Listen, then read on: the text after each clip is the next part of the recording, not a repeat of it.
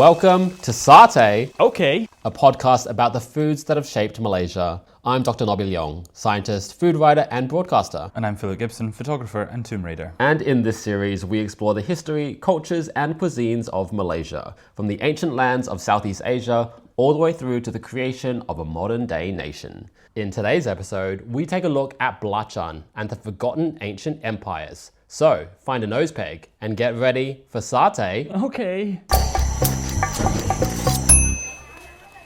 So in the last few episodes, we talked about the arrival of the first people, the fluid movement of people across the archipelago, which we called Nusantara. Right. And today we're going to continue our historical journey to look at how these disparate groups of people started to organize themselves into trading ports, which eventually became trade empires. And these empires became a precursor to a recognizable Malaysia today. Interesting. So I like this idea of, Catan, the board game. Seafarers and pirates. This is how I'm imagining it. You've got your orange and red and white and blue houses or whatever, and you're building your port settlements, and you're exporting your lumber and your bricks. It's very much like that, I think. And maybe at the end of this, we can petition Catan to make a Malay version. Yeah, well, I mean, there's a Game of Thrones version, which is, anyway, this is not a board game podcast. So, seafarers in the Malay archipelago, or Nusantara. So I'm super excited about this. I think this is my favorite point in Malaysia's history because from about the 5th century to about the 14th century, all these interesting events are happening that are seeding Malay culture today as we know it, and perhaps in unexpected ways. So I'm really excited to kind of delve into that. Yeah, no, it'd be very interesting just to see how these cultures have emerged out of kind of, how would you call it? I hate to use the word cross-pollination. That seems like such a business jargon way of putting it. But you know what I mean? It's like, the exchange of ideas, the exchange of culture, introducing of new ingredients, ways of practice, things like that. But before we do that, let's take a look at Belacan. Who is Belacan? Who is Belacan? So sometimes you might come across the word Belacan written in English as Belacan. And I don't think people realize that we're not talking about a person. That is true. I mean, I think I probably would have been one of those people. I think when you first started talking about it, I phonetically knew what you meant. But then when I saw it written down, I was like, oh, Belacan. So the k. But yeah. Belacan. Belacan. Belacan. Yeah, I've definitely heard that. All great drag names. Oh, well, yeah. Bella can do what? No, I think, but Belacan, I think, is one of those kind of names that has a bit of mystique about it. It's either becoming John Malkovich or a Seinfeld episode. Oh, becoming Belacan. Yeah. This sounds very dark and mysterious. Becoming Belacan. Well, is it dark and mysterious, though? So Belacan is a fermented shrimp paste. It's used across Malaysia. It's so popular. It has a really pungent and unique aroma that's maybe difficult to describe. Well, actually, we have a jar of it in front of us. Nobby, when he prepares this, it is a process, I think. It's a process for me to get over it. I don't think it's that actually hard to prepare it. Nobby takes these blocks, which are about the size of, if you're familiar with Milky Way bars, about that, and breaks them up, puts them in the oven, and roasts them on Maxi Grill, and smokes the house out. And there is video evidence of this on Nobby's Instagram, and we have a jar of it, which I am gonna open and do a bit of a sniff test. Now, this is not fresh Belacan, it's the smoked, the charred version of it. Immediately, as I release the lid off of this thing though, I am hit with a bit of a wave of the aroma. It's definitely got the smokiness from the charring of it, but I think... It is a shrimpy scent. I was getting there. It's undeniable that it is definitely a fish product, and or crustacean, I guess, but it's got a sweetness to it. I would say that shrimp is quite a sweet thing anyway. I think it has a really deep, shrimpy aroma. It's hard for me to describe the scent because to me this just smells like Belacan. It smells like salt, it smells like shrimp, but that is objectively probably not what a newcomer to Belacan is going to smell. Yeah. What was that Nigella referred to anchovies as the bacon of the sea? Yeah. So if maybe that's probably the best the best comparison for people unfamiliar with belacan. Salty, meaty, umami. Yeah, yeah. And it's also used in much the same way that salted anchovies are used in lots of European cuisines. Like, people might add it to a tomato sauce, they might add it to like a pesto or something like that. And what that anchovy does is add savoriness, it adds saltiness. And that's exactly what belacan does as well. It's just a much stronger flavor. So commonly we would take the belacan, fry it up, and then add it to kangkong, which is a water spinach. We might add it into spice pastes to make curries and stews. But the other popular way is to make sambal belacan. Okay. So add belacan into crushed chilies to make a condiment, a spicy condiment. Yeah, I mean, sambal was definitely something that we ate a lot of, certainly when I was coming over for Sunday dinners at your parents' place. What was the Australian and your neighbours' response to the preparation of belacan in the Leong family house? I think we did actually manage to confine the scent to our household, but whenever my mum would either fry belacan or, as I do, char belacan, and we char it to kind of soften the flavor. Yep. So whenever we char or use it in any kind of cooking, my mum would always apologize. She would, unprompted. Like, the smell, I think, never bothered me because growing up, it was just a normal smell to have in the house, and I didn't think it was weird. But I think for my mum, she might have apologized because of how you'd normally prepare belacan in Malaysia. Right. And if you're in Malaysia, people often have an outdoor kitchen or wet kitchen, and that's when they would do deep frying, for instance. That's where they would char belacan or use anything that's really, really smoky or smelly so that it doesn't enter the house. Yeah, I will say that when Nobby does prepare the belacan in the house, the smell tends to linger for a few days. I had to go to IKEA and buy one of those air purifiers just to try and lift the smell. There was one time particularly where I think it easily took about 3 days. I would come home from work and on the third day, it was like, it was an ordeal. It's got a thickness to it. Yeah. It's weird to describe the texture of an aroma, but it definitely is thick and lingers. It's heavy. Yeah. I don't really believe, certainly in the UK, that we prepare anything that kind of far out. But even if you were to kind of consider belacan as a seasoning, it's not a liquid seasoning, it's a concentrated solid. So the aroma and the flavor is really concentrated. And I think that's why belacan is sometimes talked about in the same way as durian, as this sort of semi-controversial food that you either love or hate, and it's vile, it's disgusting. But that's only to outsider palate. Right, yeah. So just like durian, belacan has been talked about throughout history by British explorers or Europeans that have come to the shores and sampled it for the first time. Yeah, as I say, like the fare of the UK was definitely quite unremarkable compared to what greeted European colonialists in Southeast Asia when they got over there. One of the governors of the Strait settlement, Hugh Clifford, described belacan as that evil-smelling condiment which had been so ludicrously misnamed the Malayan caviar. Now, I don't know that I would describe it like caviar because caviar to me is quite soft, albeit it is... They're quite different. Well, the only similarity to me is the fact that they do perhaps have a smell and that they are fish products. Yeah, that's seafood products, that's about it. And that's kind of it, yeah. He goes on further to say, the coast reeked of rank odours as a result of women villagers, labouring incessantly in drying and salting the fish which had been taken by the men, or pounding prawns onto belacan through the fishing season. The stench was so strong that all the violence of fresh, strong monsoon winds would only partially purge the village of its smell. He sounds like a very fragile man. I think there's this irony that the British Empire went over to all of these parts of the world and uncovered all of these, native local people and their customs and cultures and practices and all of the rest. And we're so kind of affronted by it. These are... At the end of the day, it's just a smell. It's not even that strong. I think given all of the things that these colonialists would have faced, these guys were on boats for weeks at sea. You mean to tell me that the men on the ships didn't smell rancid? Exactly. No one was showering and suddenly belacan is the most offensive thing you've ever smelled? Yeah, I mean, I'm sure if they're washing with salt water, then they're probably going to smell like belacan by the time they get to Malaysia anyway, so... Though it's not just the smell that was sort of offensive to them, they these early sort of explorers or colonialists also blamed Belacan on cholera outbreaks at some point, and some people even thought it was the cause of leprosy.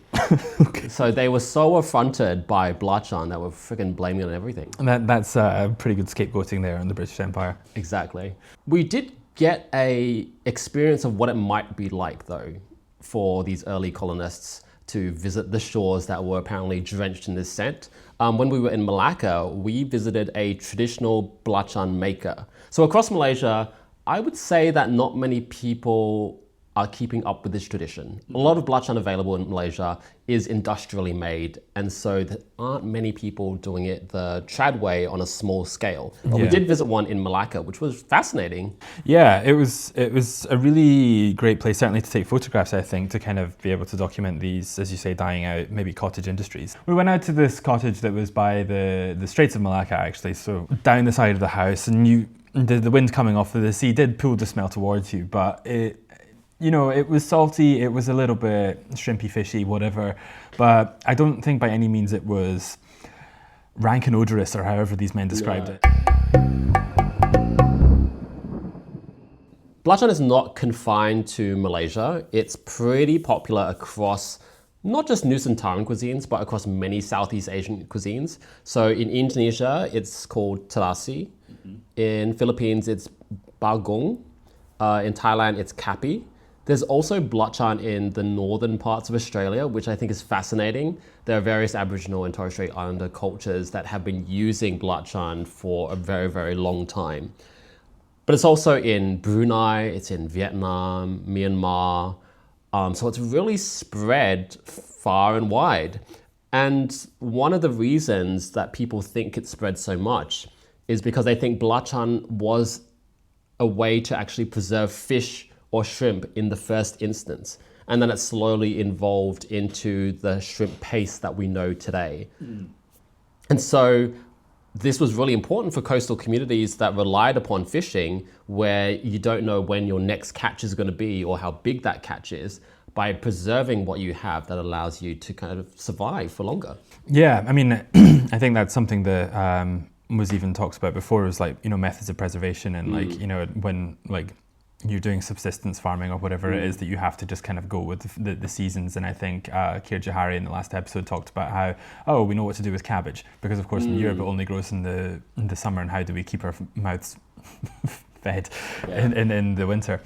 I think it's a really interesting comparison with cabbage, with sauerkraut, because the process is very similar. With sauerkraut, you slice up the cabbage and then you salt it, and then you eat it like that. Belacan just takes it a step further and dries it out into blocks. Yeah, and we don't have the luxury of being able to dry our fish out in the sun here, because we seldom ever get it. So smoking was the preferred tradition of curing fish over here. Yeah. And salting fish as well, actually, but not in a fermented way, I think. So Belacan is this really beautiful emblem, I guess, of the coastal connections of the various communities, not just in Malaysia, but Nusantara as a whole. Sort of reminds us of these coastal communities, the seafarers, and then now how that led to a profound shift towards maritime trade. And cue the Pirates of the Caribbean theme tune. Cue the Game of Thrones, cue all of it. Yeah. So in the last episode, we talked about the fluid borders of Southeast Asia and how people would flit between some 25,000 islands, sharing their knowledge, their language, their culture. But by the 5th century, people across Nusantara in particular are starting to set up trading ports, not just for commerce amongst their own community, but for global markets, in particular India and China.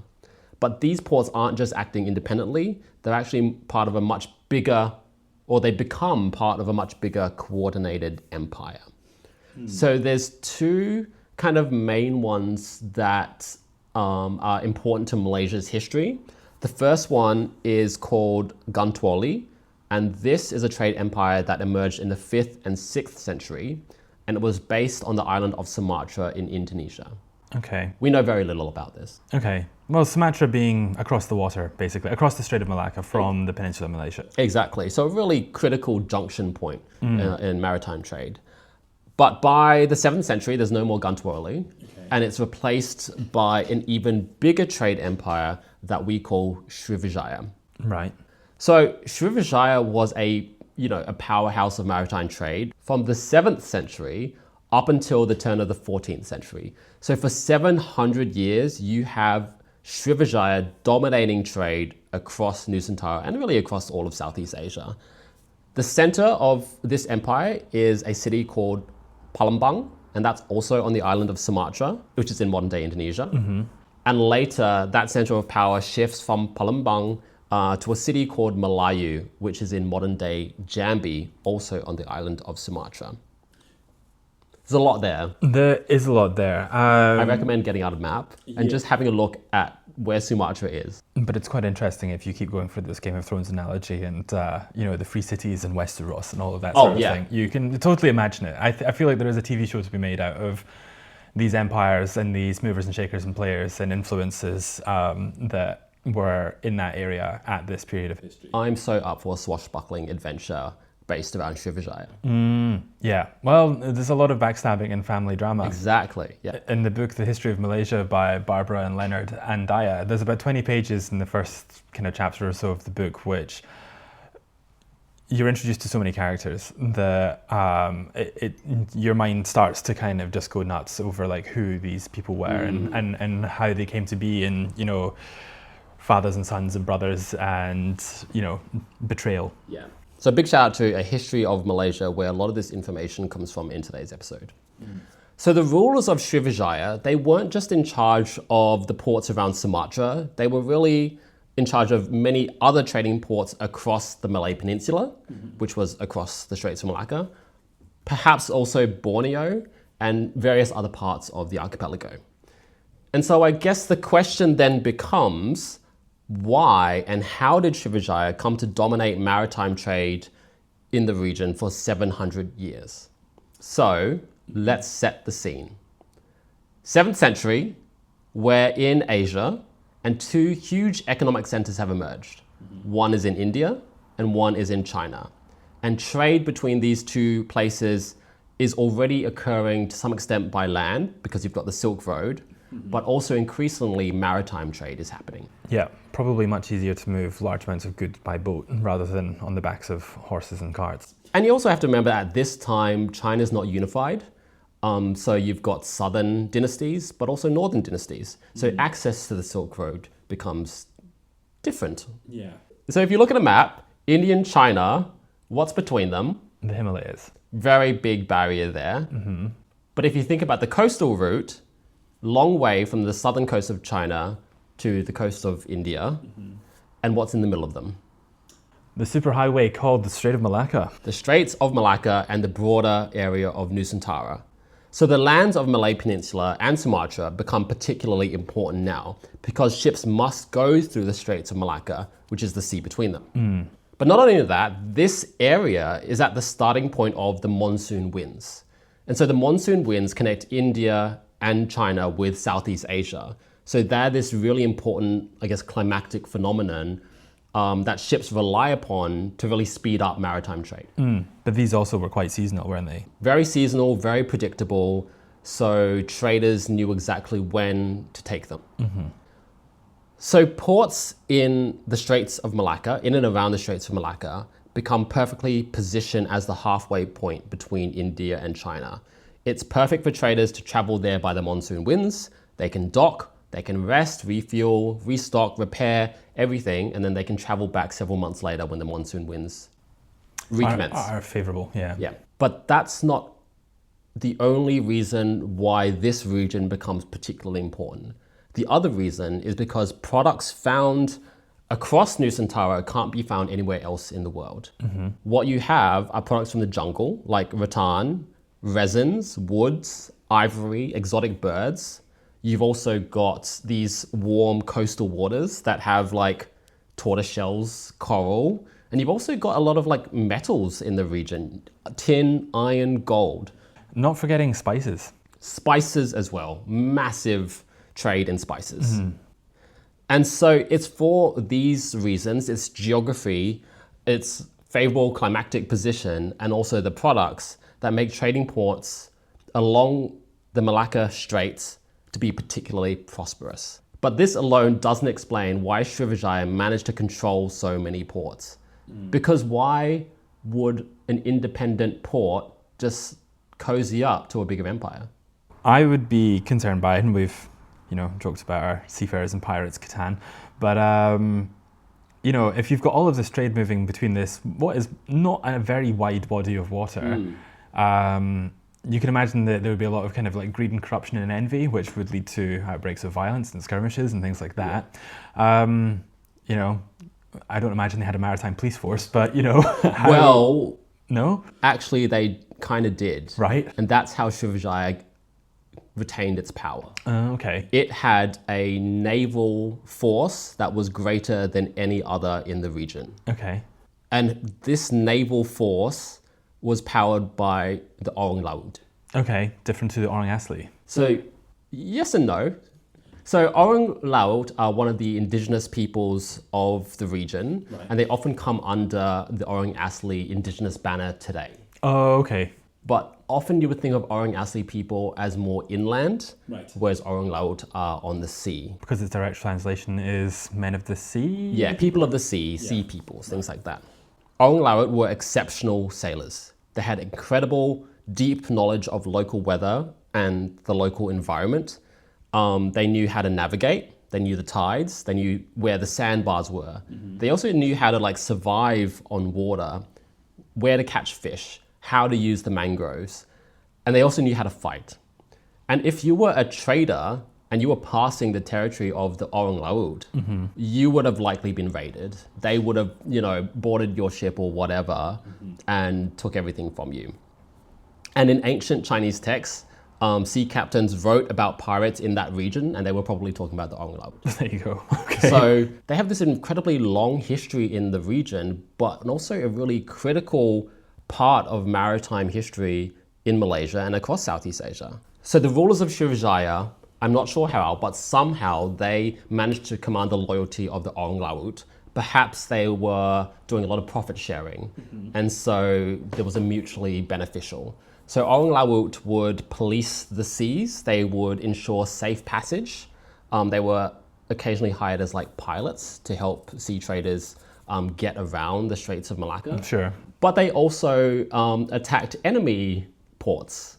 So if you were a sea trader going to an enemy port, the Orang Laut might intercept you. So it became beneficial for ports all across Nusantara to align themselves with Srivijaya. When we talk about the Srivijaya Empire, is that confined just to Sumatra? Or does that actually span into the peninsula, into where Singapore is, or even beyond into Java? So the center of, administrative power, certainly, and where the rulers were, they were based on Sumatra.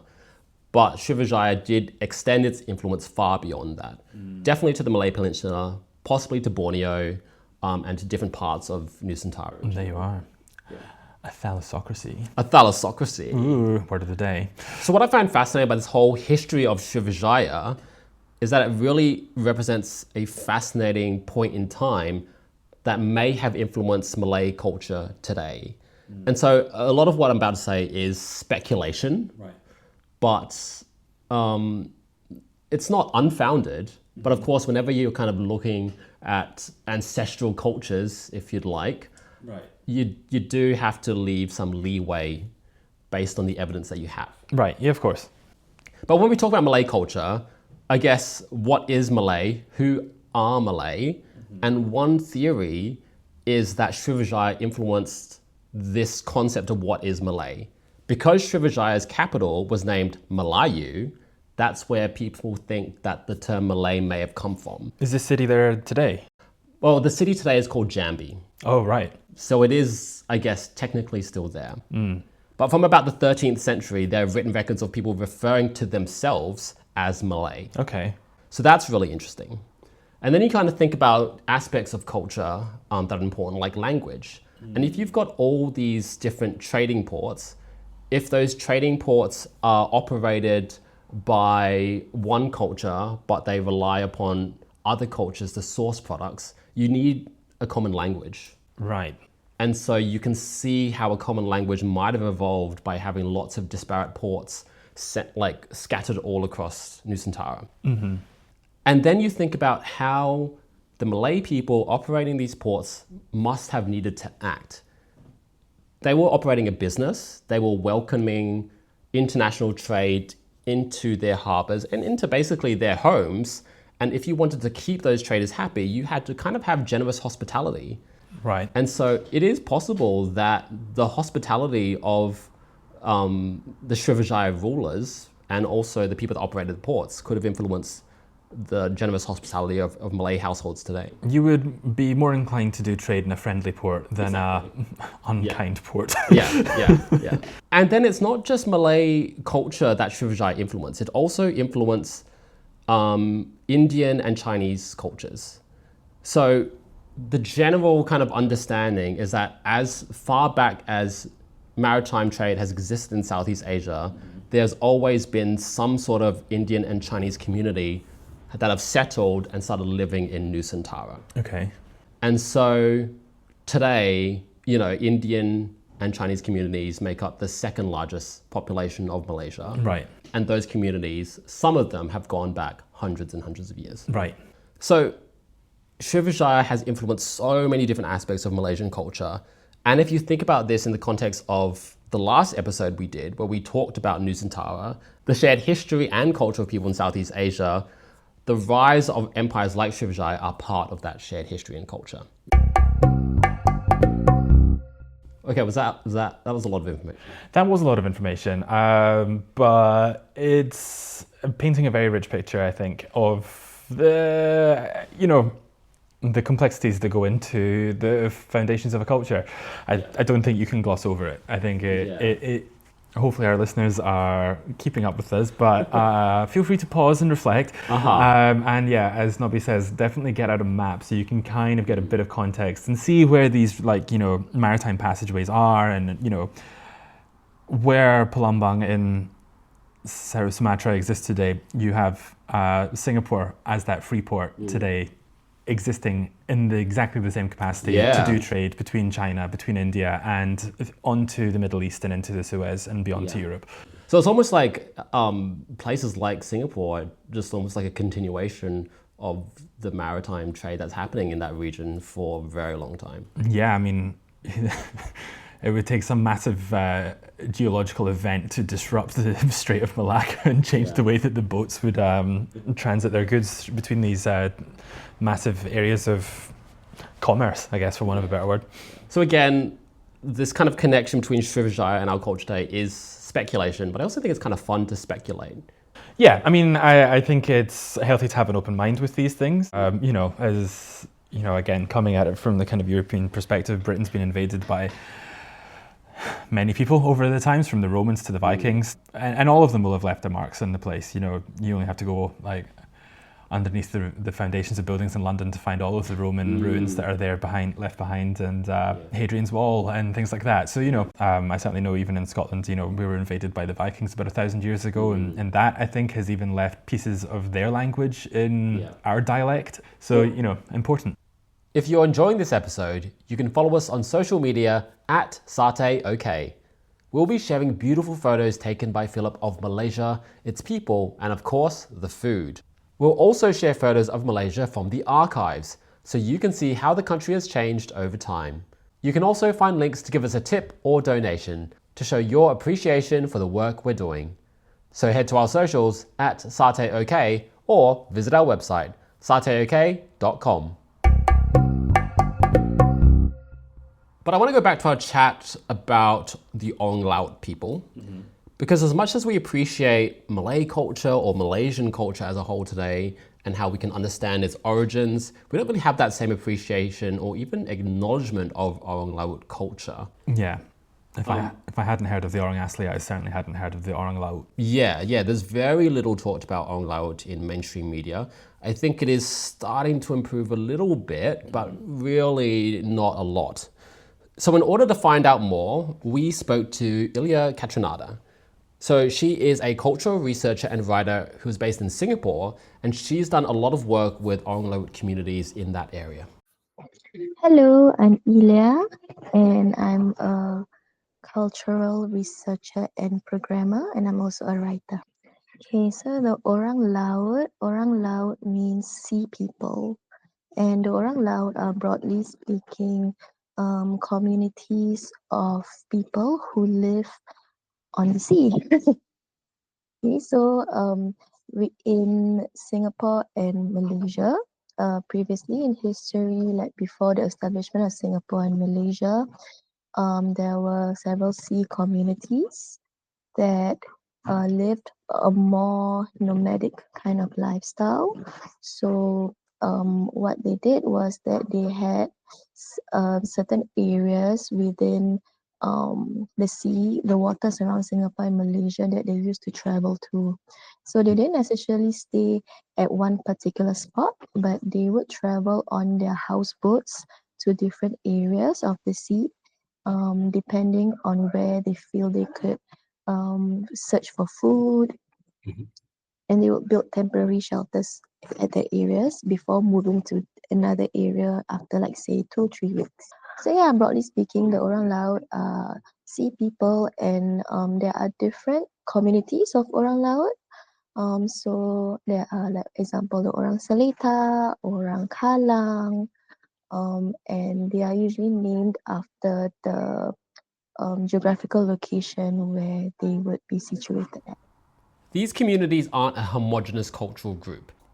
While there are some similarities in culture, there are differences too. Um, I would say that there are similarities in the sense that all of them have a very close relationship to the sea, so they're very familiar with the marine environment, Mm. as well as the coastal environments. But in terms of culture, they would have different languages. And I think one similarity that I've seen also across different Orang Laut communities is that um, there's uh, there's like a belief in the world of spirits. Um, yeah, and that different environmental features often house, I would say, different spiritual entities live in various environmental features, and there's a very strong awareness of that. Whether you're from Malaysia, Singapore, or from abroad, if you haven't heard of Orang Laut communities, that's not surprising. Little was taught in schools, and Orang Laut, like many indigenous communities, face immense challenges. Also, I think broadly speaking, because for Orang Laut, they are very much indigenous communities that have been around for a very long time. And I think across indigenous cultures all around the world, there is that stereotype Mm. that indigenous cultures or indigenous communities are very backward, uncivilized, and unfortunately, that kind of perception still persists. Mm. Yeah, so I would say that really contributes to why we don't really know much about Orang Laut. Modernism is also shaping these communities. As they shift to a more cosmopolitan lifestyle, elements of their culture begin to disappear. I think in terms of like the practice of the culture, I would say that there is a decline, unfortunately. So like what I mentioned just now, for Orang Laut communities, they're very closely linked to the sea. So in the past, they used to like fish a lot, so they know how to, go to certain areas to look for certain types of fish, or that they know how to look for mussels, and they know how to look for crabs. So and all of this requires like specialized equipment, right? That they would construct out of natural resources that they find. So right now, when a lot of the Orang Laut communities, they live closer to the land, or they live on land, and a lot of children, they don't spend as much time as their ancestors out at sea because of things like, having to go to school, thinking about their own economic situation, on working in jobs in offices, in factories. So all of this would contribute to why a lot of the Orang Laut communities, they don't it's very difficult for them to continue practicing their culture, the maritime, the knowledge that has been passed down, simply because they don't there are a lot less opportunities to Mm. practice this. In order to preserve the culture of Orang Laut communities, Ilya has been part of a research team to conduct oral interviews to ensure that knowledge is preserved. So for the oral history project, the person who initiated it, Kami, she realized that the Orang Selita group, so they are a branch of the Orang Laut. So this Orang Selita, we don't hear much about or anything about them. So at the moment, there are like 9 villages in Johor Bahru, and she was very interested in documenting and archiving the stories, their oral histories as told by them. So I hopped on board, and yeah, I began from there. Okay, so we started off with oral history interviews. So we went to several villages and we spoke to some of the elders about their own experience of living on the sea. So this was before pre-independence Singapore and Malaysia, 1950s, 1960s. So all these elders at that time, they were young children, and actually even up to post independence, they shared that they were still living on houseboats and living and moving from place to place up until around the 1990s. So that was when they could no longer kind of like freely cross the borders. Okay, so I give you a background story. Is that Singapore and Malaysia, we are separated by a border at the Straits of Johor. So the national borders is basically in the Straits of Johor.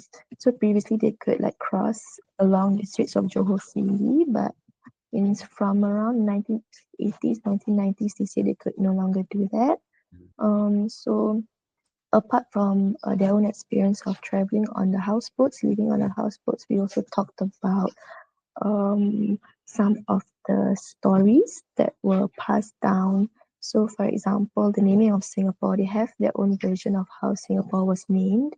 Yeah, so they were saying that in the past, their ancestors were with Sang Nila Utama, who was um, sailing around the waters of Singapore, and then he saw this island, which is modern day Singapore, and he asked the Orang Selita, what is this island called? And the Orang Selita said Singang Pulau. So Singang Pulau, if you translate it, it means Lion Island. It's like Lion City, Singapore. Yeah, so that's their version of how the Singapore was named. I think apart from that, we also talked about birth rituals, like how they used to give birth in the boats, and some of the more spiritual aspects of that. So we talked about language a little bit. So how what were some of the songs they used to sing when were out at sea? Yeah, so that was the oral history project. So even though Orang Laut communities have lived in the region since time immemorial, they have undergone really dramatic changes to their lifestyle in living memory. It's really not that long ago, and I think within like one generation, there was really a lot of changes that happened to the communities. And of course, it was like intertwined with modernization, globalization. Yeah, so they saw a lot of that just within one generation. Were they quite happy to share these stories with you and with the broader community? Mm, I would say yes and no. So initially, when we went, there was they were in, I think they were touched by how there were people from Singapore who would like come to their villages and interview them. But at the same time, I feel like the time that was taken to have these interviews, it kind of took away the time that they had to actually go out to sea and fish. Yeah, and like collect mussels. So it's more of like a there are also practical concerns on their side because there are still coastal communities that rely to some degree on like fit on selling the catches. So on a more practical kind of note, I think even though like I think what the work that we were doing is important because we do want to like formally document the stories and put it in the national archives. So into the national archives because we know that for as long as Singapore exists, the national archives will still be there and like future generations can listen. Yeah, so that's still the more practical concerns lah. But there are also there were also community members who I think because they understand that with awareness there's also more, I think, more recognition of the communities. So perhaps that is something that they also thought about. And actually for one of the villages that we went to at that point in time, they were going through a court case because there was a case of the state and real estate developers wanting to take over the land that they were sitting on, that the village sits on. And they did actually use oral history interviews as part of their argument, as part of the defense. So I think at that point in time also, it was timely for us when we collected the interviews and just sharing more about the work that we do. So because there's more awareness regarding this kind of cases. Aside from having the interviews in the National Archives and used in court cases, Ilya and the research team have found other ways to promote Orang Laut culture to a wider audience, ensuring that these communities get the recognition they're after. We had a theatre company, Drama Box, that actually put up like a verbatim theatre piece based on the oral history interviews. When we think about archiving these stories, like who will go into the archives and actually listen, right? It's not like the general public. I don't think a lot of people would do that. But when we put up like theatre shows, I think it makes the materials more accessible, and it creates just more awareness of the communities. But what the creative team did was that they made it very clear that um, it wasn't like four actors who were pretending to be Orang Selita, but they made very clear in the play that it was four actors who went on a journey to learn more about the Orang Selita.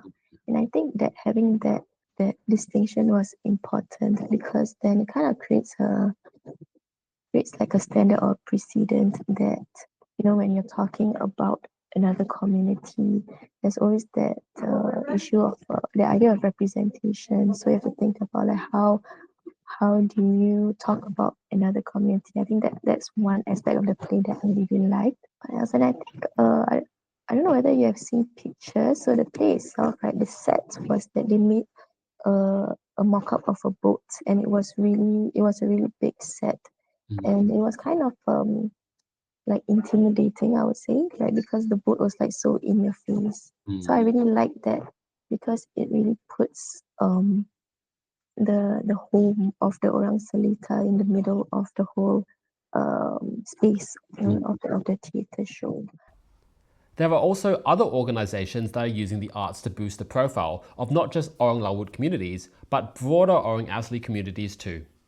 And there's also another group in Malaysia, Gerimis, Gerimis. So they work with Orang Asli artists, like photographers, I think like weavers, and also I've seen before they work with an illustrator, like painter, like visual artist, to tell the stories of the Orang Asli. Yeah, and so in the past they've created like photo books. So they work with Orang Selita photographer Jeffrey, and to display some of the photos that he took of his community in a photo book. They did exhibitions, and there are also zines where they tell some of the what do you call it, like folk tales from the communities in these zines. Yeah, so I think this kind of efforts it will make people more interested who want to learn more about the communities. Yeah, but whether or not they actually are effective in preserving or keeping the traditions alive, I think it's a different question, because if you want to keep something alive, you have to do it. It's incremental steps, in at least, raising awareness on these traditions, recognition. If you're a tourist and you're planning a trip to Malaysia or Singapore, Ilya has some thoughts of what she'd want tourists to know. For tourists, because they've probably never heard of Orang Laut before. So I think for them to just know that the communities exist. Firstly, that they have existed for a long time, and secondly, that they still do exist now. Yeah, I think that's really important. I mean, I can't really speak for Malaysia because I don't live there, but I think at least for Singapore, I think it's an important part of the Singapore story, I feel. Yeah, and I think it would just be nice for them to know that there is that these communities still do exist now. And if someone, maybe a tourist, was visiting Singapore and they wanted to support Orang Laut communities in some ways, is there a way that they could do that? And what would be the best way to support those communities be? Thanks for asking this question. So I think support. I think if like they go for some of the programs that I spoke about just now by Orang Laut SG, that would mean a lot to the community. And that was Ilya Katrinnada. So Philip, it's always a bit sad and disheartening when the first part of cultural preservation begins with, hey, we exist. Yeah, it's a bit of an unfortunate kind of recurring theme between this episode and the last one. I think it goes to sort of show that the issues that a lot of First Nations people have across the world, sadly. It's not just exclusive to Malaysia. And I think the difficulty with Orang Laut culture is that there's a dwindling population. Right. The community isn't living in their traditional lands necessarily. And there's really not much available in terms of books, online, in the popular media. So the race really is on to document cultures, to share what's available, for older generations to transmit what they know to younger generations, because as Ilya Katrinnada said, traditional ways of life have changed in living memory. Yeah, that's kind of amazing. I think her point about how it was only in the 80s that the ability to cross the border across the Strait of Johor, it was only in the 80s that stopped being permitted, which I think is insane. That is, only 40 years ago. Yeah. And, there is so much culture at risk here. We have languages, we have religions, rituals, fishing skills, knowledge of the ocean, cuisine, and so much more. For sure. No, it is a pity. I think I can unfortunately completely understand how their ways of life are being threatened by encroaching property developers and things like that. No, it is a shame. I think it's a shame that they're taken for granted, I think. But it's not even that they're taken for granted, because nobody knows they exist. Yeah, that's almost sadder in many ways. No, I think it is sadder. Yeah. It is at least heartening to see that there are organizations and people working towards preserving and sharing the culture. So there's Orang Laut SG, and they're based in Singapore, and they've been giving talks lately and workshops, sharing, I think, a lot about the cuisine of Orang Laut peoples. And while there are certainly parallels between Orang Laut cuisine and Malay cuisine, there are a lot of also variations that aren't really being discussed. There's also Jeffrey Salim, who Ilya mentioned. So he's a photographer who's been documenting his Orang Selatar culture. So you can go online and see his photos, and they're really a beautiful record of how his community has lived. And there's also Jeremus in Malaysia, who broadly work with a lot of different Orang Asli people in general. Right, okay. Yeah. So there are things happening, but of course they do need a lot of support, a lot of acknowledgement, funding, just general raising of awareness and hopefully more kind of like state support. Exactly, yeah. So to go back to our story about Srivijaya, from about the late 12th century, their power is starting to wane. And there are multiple reasons for this. One is that the system in China is changing, so it no longer favors a giant empire like Srivijaya. You also see other empires around Nusantara and also around Thailand that are challenging Srivijaya's power. And also they have a loosening command over the Orang Laut. So basically by the turn of the 14th century, it's all over Red Rover for Srivijaya. I see. So in the next episode, where are we heading? What are we looking at? Well, in the next episode, we're going to continue our story following the downfall of Srivijaya with an episode entitled Spices and the Rise of Malacca. So we're seeing how Malacca is filling the void left by Srivijaya. I imagine it must have filled the void rather substantially to have the entire body of water named after itself. Yeah, I never really thought about that. Yeah, well, they're not calling it the Strait of Palembang. Very, very true. Very true. So join us for the next episode of Satay. Okay.